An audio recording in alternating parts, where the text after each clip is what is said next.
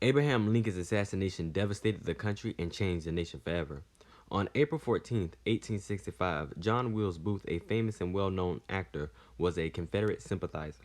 While Abraham Lincoln and his wife were sitting in Ford's Theater in Washington, D.C., he ran in and shot him in the back of the head, killing him instantly. John Wilkes Booth grew up in Maryland and was born in 1838 into a family of known actors. He quickly took stage as a young boy himself, appearing in the 1855 Shakespeare Richard III in Baltimore. During the Civil War, John agreed with the South and sympathized with them in their struggle, but he still remained in the North during the war, hoping for his acting career to take off. As the war is coming to an end, John Wilkes Booth, him and others hoped to kidnap the president on March 20th, 1865, but failed to because Abraham Lincoln didn't show up.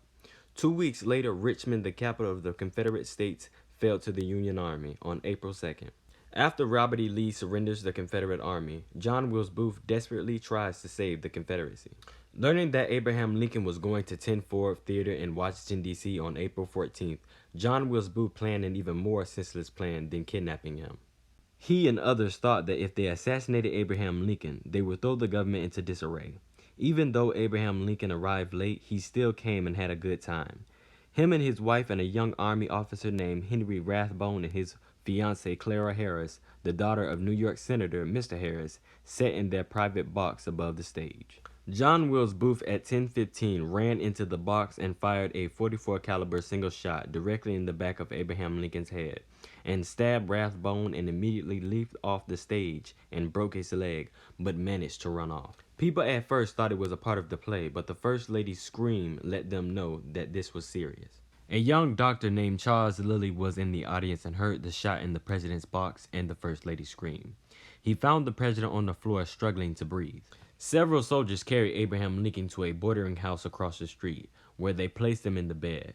The surgeon arrived at the home and concluded that Abraham Lincoln could not be saved, and that he might even die that night. Abraham Lincoln finally died 7:22 a.m. on April 15th, 1865, at the age of 56. Our nation was shocked and devastated, and thousands gathered to show their respects to one of America's greatest leaders. On horseback, John Wilkes Booth was able to escape after fleeing the Capitol. Him and his accomplice, David Howell, stopped at a doctor's home to treat Booth's broken leg. Then they tried to steal a boat to make it across the Potomac to Virginia. But on April 26, Union troops surrounded a Virginia barn where John Wilkes Booth was hiding and forcing him to come out by setting fire to it, and then they shot him in the neck. The 4 people that helped John Wilkes Booth were later hanged and put to death on July 7, 1865. One of the people that helped Booth was a woman named Mary Surt. She became the first woman to be put to death by a federal government. Abraham Lincoln's death forever changed America and the direction that we will go in. Hope you liked this video. For more content, please like and subscribe.